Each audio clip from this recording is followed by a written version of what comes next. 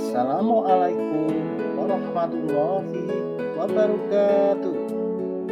Jumpa lagi dengan saya Sukaryo Diatmojo, JKP dari Kabupaten Pekalongan. Kali ini akan mempresentasikan koneksi antar materi modul 2.1 pembelajaran berdiferensiasi. Saya didampingi fasilitator Institut Budijaya MPD. Kemudian ada pengajar praktik Alfi Hidayat SPD. Yang pertama, apa itu pembelajaran berdiferensiasi?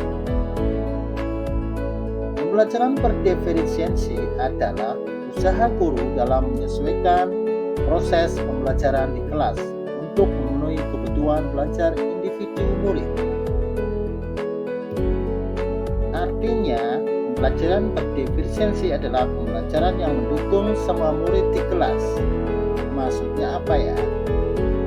Nah, di sini diperlukan usaha guru untuk dapat memenuhi kebutuhan belajar murid yang berbeda-beda agar mereka merasa nyaman saat belajar di dalam kelas, agar tujuan pembelajaran dapat tercapai.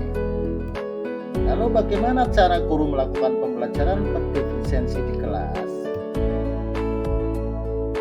Ada 5 hal yang harus dilakukan dalam pembelajaran berdiferensiasi.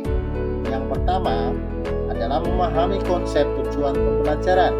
Yang kedua, mengetahui dan merespon kebutuhan belajar murid. Yang ketiga, menciptakan lingkungan belajar yang mengundang murid untuk belajar.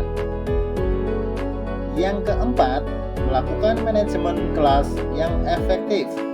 Dan yang kelima adalah melakukan penilaian berkelanjutan. Kemudian kebutuhan belajar murid. Terdapat 3 kebutuhan murid yang harus dipahami oleh guru. Yang pertama adalah kesiapan belajar murid atau readiness. Kemudian yang kedua adalah minat murid. Yang ketiga adalah profil belajar murid. Untuk kesiapan belajar murid atau readiness adalah guru harus melakukan asesmen awal. Guru harus mengetahui pengetahuan awal murid. Yang kedua adalah minat belajar murid. Setiap murid pasti memiliki minat yang berbeda-beda yang menjadi motivasi penting bagi murid dalam proses belajar mengajar. Yang ketiga adalah profil belajar murid, berkaitan dengan lingkungan, budaya, gaya belajar, dan kecerdasan majemuk yang berbeda-beda antara satu anak dengan pelajar yang lainnya. Selanjutnya adalah bagaimana cara mengidentifikasi kebutuhan belajar murid. Ada 6 cara mengidentifikasi kebutuhan belajar murid. Yang pertama adalah mengamati perilaku. Yang kedua, identifikasi pengetahuan awal. Yang ketiga, melakukan refleksi. Yang keempat, melakukan komunikasi dengan guru sebelumnya. Yang kelima adalah melihat rapot pada semester sebelumnya. Dan yang keenam adalah penilaian formatif dan diagnostik. Lalu apa strategi untuk mendiferensiasi pembelajaran? Dalam diferensiasi pembelajaran, ada 3 hal yang harus diperhatikan. Guru dapat memilih dari ketiganya. Yang pertama adalah diferensiasi konten. Berdasarkan apa yang kita ajarkan, seperti materi atau konsep atau keterampilan yang perlu dipelajari berdasarkan kurikulum. Mendiferensiasi konten bukan berarti mengubah atau menurunkan standar kurikulum, tetapi membedakan pengorganisasian format penyampaiannya. Yang kedua adalah diferensiasi proses. Kegiatan yang memungkinkan berlatih dan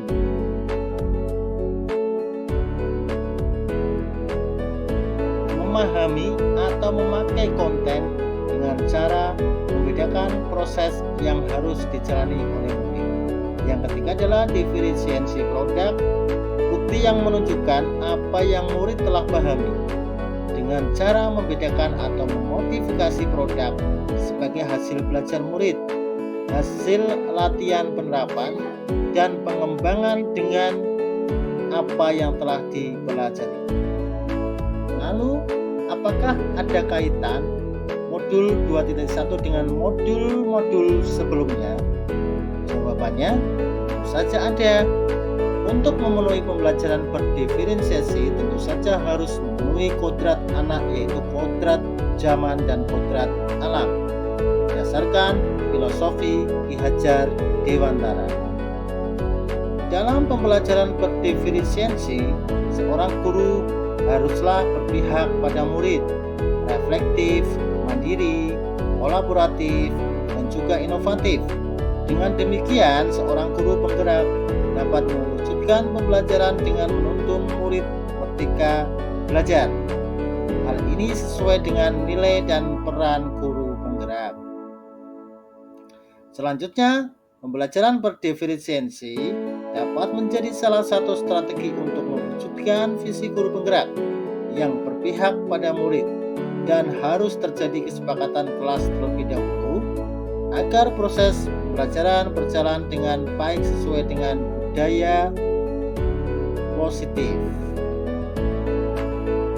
Dengan demikian, koneksi antar materi antara modul 1.2, 1.3, 1.4, dan 2.1 sangatlah terkoneksi. Terima kasih. Salam guru penggerak, bergerak, menggerakkan. Akhir kata, wassalamualaikum warahmatullahi wabarakatuh.